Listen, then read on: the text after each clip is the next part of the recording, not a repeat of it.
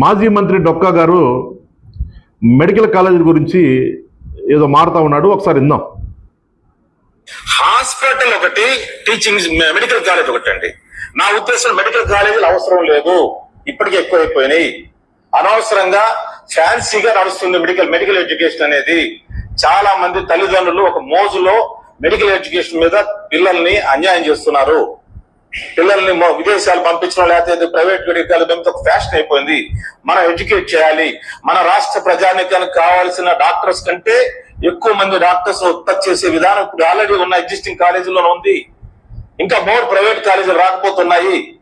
అందువల్ల PPP mode అయితే బాగుంటుంది అని ఈ ప్రభుత్వం నిర్ణయించింది. డొక్కా గారు, మీరు ఒక మాజీ మంత్రి కదా, ఒక మాజీ మంత్రి మాట్లాడే మాట్లాడేవి మీకు వయసు పెరిగింది కానీ బుద్ధి ఏమాత్రం పెరగల. తల్లిదండ్రులు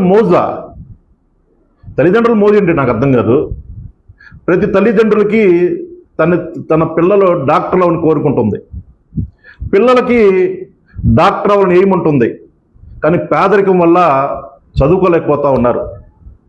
పేదవాడు డాక్టర్ అవ్వాలి, ప్రతి పేదవాడు డాక్టర్ అవ్వాలి, చదువుకొని వృద్ధులకు రావాలి అని జగన్మోహన్ రెడ్డి గారు ఈ రాష్ట్రానికి 17 మెడికల్ కాలేజీకి వచ్చారు. దాంట్లో 5 పూర్తి చేశారు జగన్మోహన్ రెడ్డి గారు. అవి కనబట్లేదా ఏంటి? పీపీపీ పద్ధతి కరెక్టా? అంటే ప్రభుత్వ మెడికల్ కాలేజీలని ప్రైవేట్ ఫారం చేసి చంద్రబాబు బినామీలకు ఇస్తే అది కరెక్టా? ఏం మారుతున్నావా నువ్వు?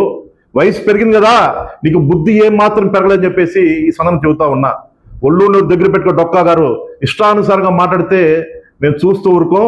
కబద్దార్, జాగ్రత్త. జై హింద్.